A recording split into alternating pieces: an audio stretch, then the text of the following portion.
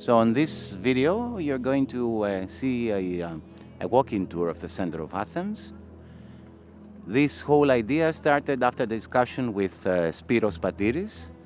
He came to me about 3 months ago and he shared an idea of creating a walk of the city of Athens, which is going to be outside of the beaten track, meaning we won't be doing the thing that's been done for the last 50 years when it comes to a guided sightseeing, not a typical bus ride that will be followed by a visit to the Acropolis.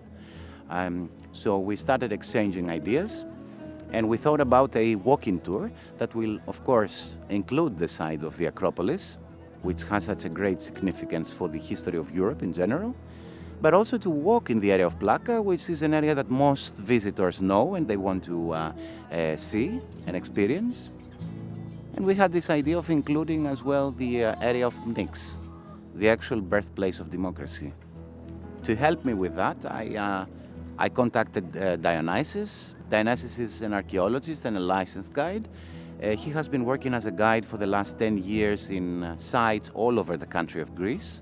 But since he is an Athenian, he's an expert in walking us around the city and giving us valuable information. He's going to be joining us in this walk, a walk that will start with the use of the underground system of Athens, a very modern underground system, maybe the most modern system of Europe. This metro station is the Acropolis metro station. The modern city was built on top and around the ancient sites. That's why there is an ancient city under the modern city. So when we decided to make the metro for the Olympics of 2004, they discovered lots of antiquities and artifacts buried under the modern city. That's why they decided that many of the stations were converting it to small museums in a way. Like open-air museums where everybody has access and they can see things that they excavated. But also in some other stations, they commissioned contemporary artists and they exhibit sample of their work over there.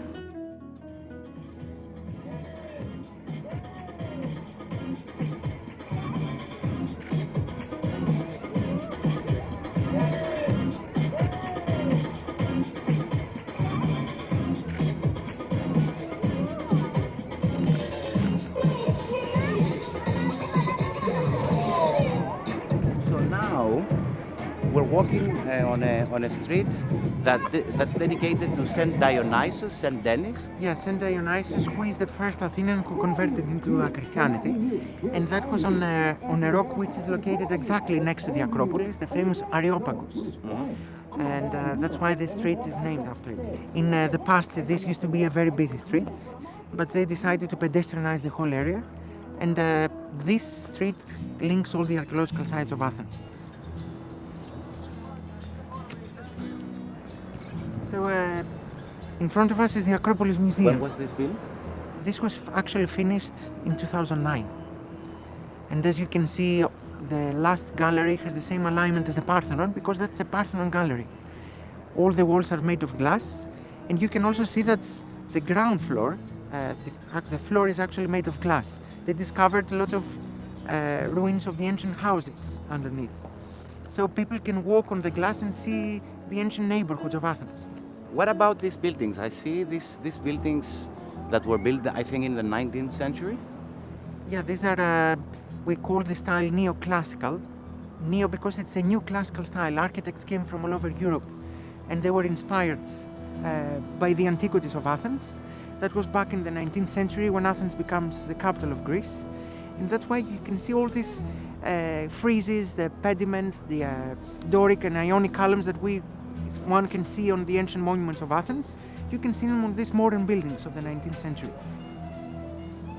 While walking in this neighborhood, you come across street musicians, street artists, like the breakdancers we saw earlier, like this woman playing the violin right now.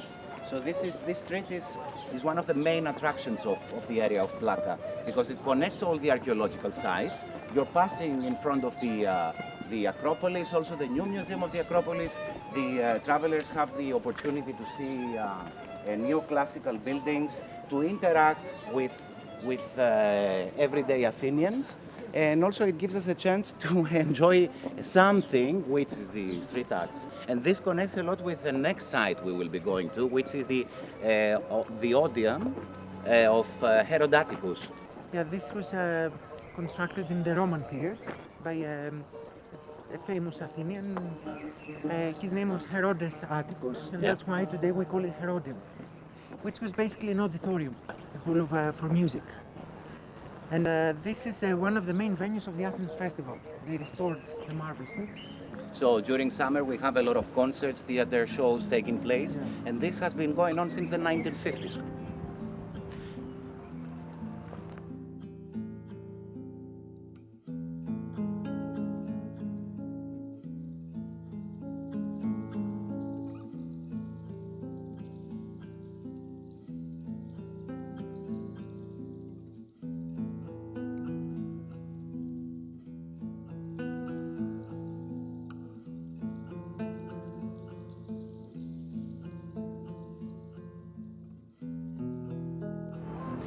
This path that we're following now to go up to the Pnyx, though, it seems to be older than the path we followed in front of the Acropolis. Yes, this is the marble path that Dionysios made. He was a famous architect, a Greek architect, in the 1950s. So with the growth of tourism, the Minister of Culture contracted him to design this very nice processional way. As you can see, we're actually walking on marble, and some of this marble is unidentified material from the excavations.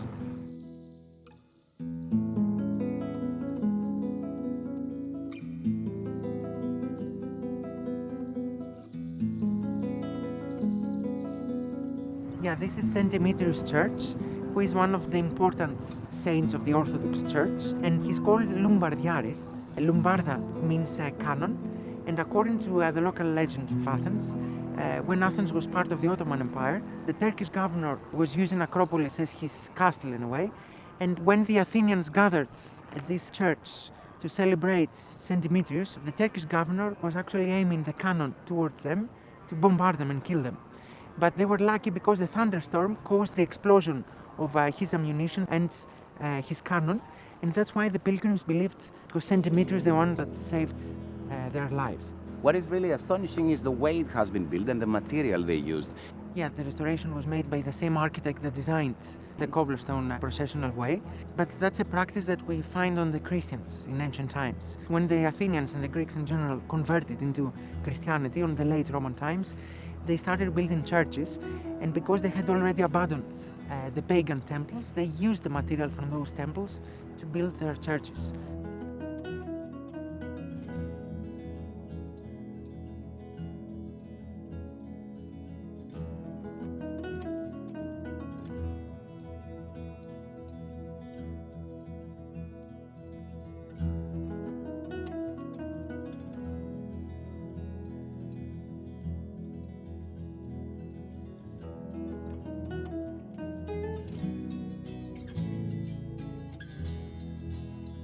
The Pnyx, why is this so important for the history of Athens? Because it was here in this city where democracy was born, which was a radical system, not only for those times, but also for our times.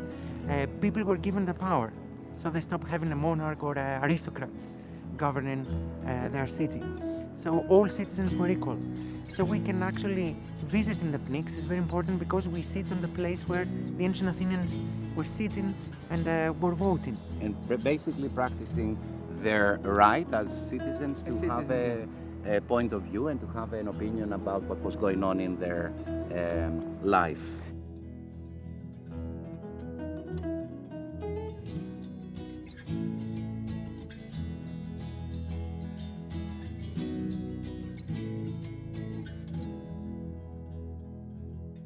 And as you said very well, we will have one of the best views of the Acropolis, and that's where the ancient Athenians sat and decided and voted to use the money that they had in order to build the monuments that one can see today at the Acropolis.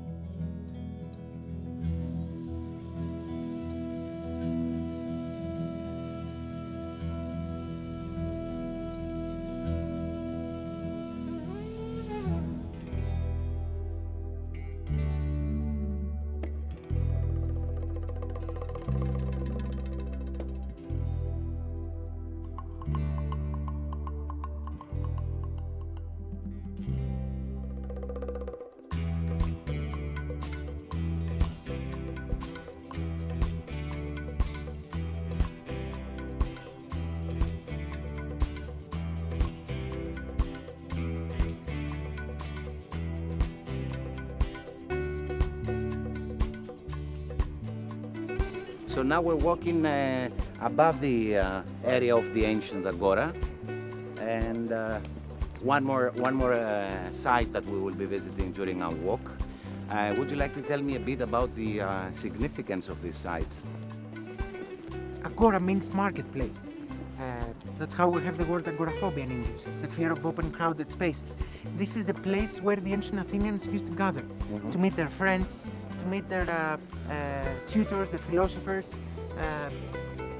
All the public buildings of the city used to be over there.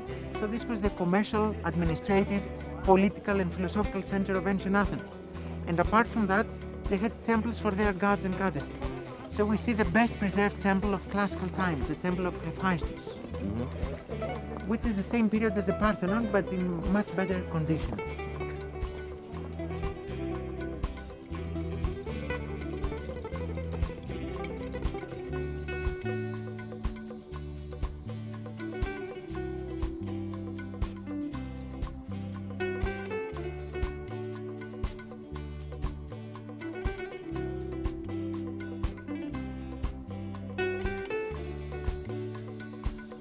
Another very important building inside the agora is the Stoa of Attalus. Stoa is basically a covered walkway or a portico. It was built during the Hellenistic times by King Attalus II. And this is also the building that houses the museum of the ancient agora. This building that we will visit is an actual reconstruction that took place in the 1950s, and it was done by American architects. Up there is the walk that we will include, which is going to be a walk of the caves and the lower part of the Acropolis. Yeah, this part of the Acropolis is completely undiscovered. It's a totally off the beaten track, even though it's very important. The Acropolis rock had lots of caves that used to be shrines dedicated to gods and goddesses. Because apart from Athena, who was the goddess that gave her name to the city, we have the cult of other gods on these shrines. The cult of Aphrodite, of Apollo, of Zeus, of God Pan, the Arcadian god, who was half god and half man. And basically this is a walk, because I've done it in the past. This is a walk where very rarely you see one or two people walking. Even during the months of July and August, the busiest months of the Acropolis, where most of the times after 9 a.m. the queues to go inside the site of the Acropolis, it has a minimum wait of 45 minutes to an hour. But this part is always quite empty because people don't know about it. And actually on this side there's an exit. So the plan is to do the guided tour and enter from the main entrance of the Acropolis, but exit from this back exit and entrance. It will be open in a couple of days, so that's why we cannot go in. And the plan is to go and do this walk and finish from an exit of the Acropolis, which is not popular, so it will be very convenient and practical for our groups to enter and exit from. We continue our walk, and we're heading to an area that's called Anafi. But before we talk about Anafi, the first building we see to our left, this is the first university of modern Athens. And by saying modern Athens and modern Greece, we mean, we talk about the 19th century. Yes, because when Athens becomes the capital of Greece, Athens needed a university, so this was the first University of Athens. And exactly next to us are the ruins of the fortification walls of medieval Athens, because Athens became much smaller. And exactly next to it is a Byzantine church from the 11th century AD. Which we're visiting a bit later. Yeah, so the important thing about this area is that you can see the mixture of civilizations and all the different historic periods of Athens reflected here. Yeah. So we can see the classical, the Roman, the Ottoman, the Byzantine. It is a sort of a crossroad where different cultures meet and different periods of Athens, so we get an idea of all the influence that we've had. And also, as we talked about earlier, it gives us a connection with contemporary Athens, because we see many Athenians walking and enjoying a coffee or a meal under the shade of the Acropolis. And I think the best way to discover Athens is by walking. Yeah. Because these areas, you can see, cannot fit a bus, for example. Yes. So the best way to discover and explore these areas through walking.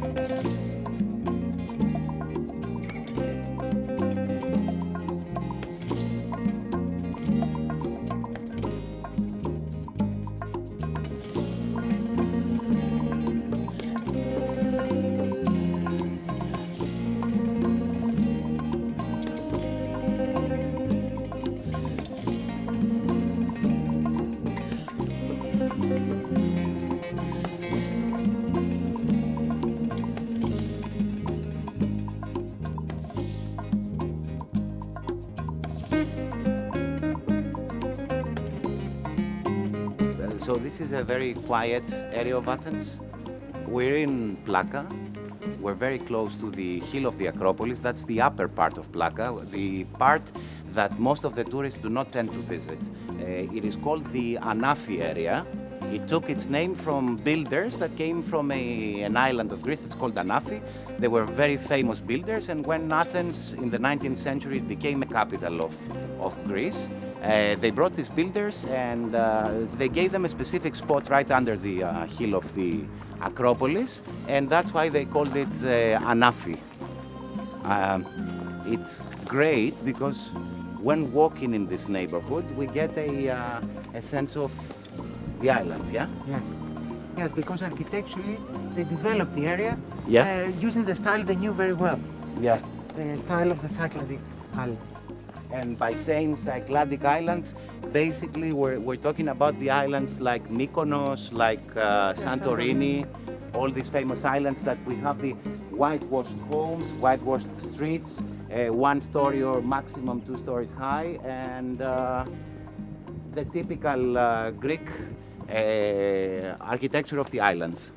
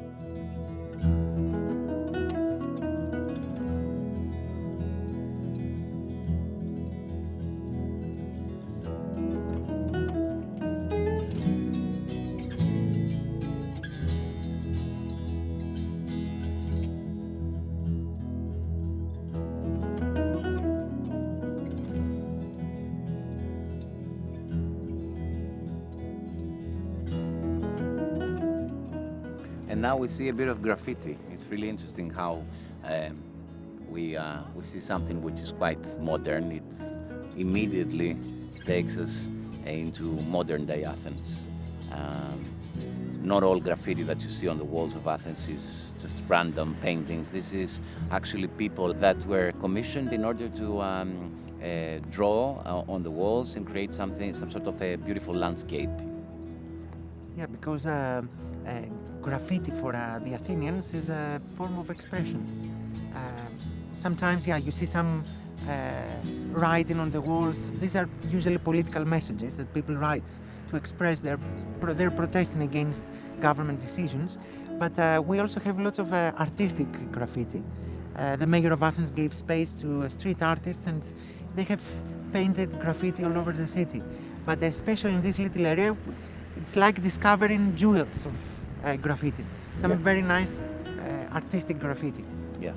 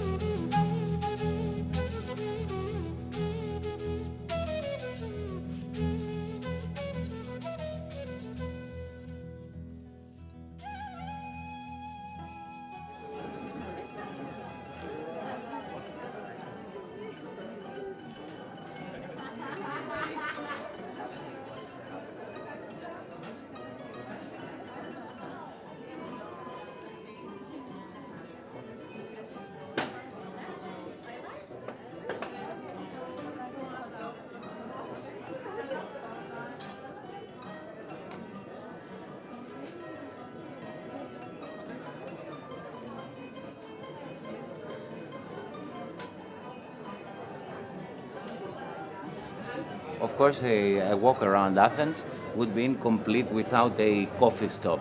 As we know, those of us being from Greece, there is a very strong coffee culture in the country, in the city of Athens. So the area of Plaka is filled with really nice small cafes, like the one we're sitting right now. It's overlooking the Acropolis. We are in one of the historic cafes of Athens. You can see even the decoration is full of posters of articles from the 1930s, 40s, and 50s. We also have a typical coffee that's called the Greek coffee. How did this tradition start with the coffee? Greece was part of the Ottoman Empire. Coffee was introduced from Ethiopia through Istanbul, and that's how the French took the coffee and introduced it to Paris. That's how we got the tradition of drinking coffee. So The Greek coffee is the first coffee. Of course, a coffee meeting with friends would be incomplete without a dessert. There's different desserts that go with coffee. Like right now, we're having this dessert that's called galactoboureko. It's very difficult to pronounce, but very easy to eat. It's delicious. It's basically custard cream with filo pastry. Yeah, it's the best snack to have before lunch. Exactly, yeah. Or after lunch. Yeah, right.